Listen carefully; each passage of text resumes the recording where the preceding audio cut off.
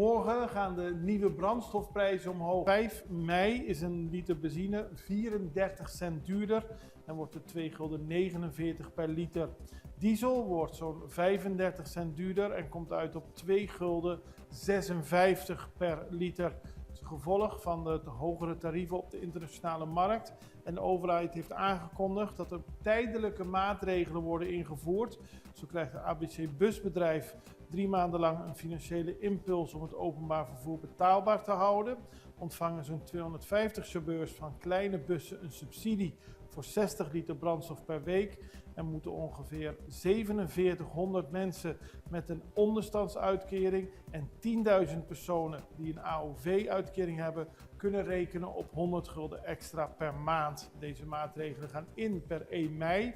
Ook bijna 58.000 mensen met een jaarinkomen tot 30.000 gulden krijgen een tegemoetkoming van 100 gulden per maand vanwege de hogere brandstofprijzen.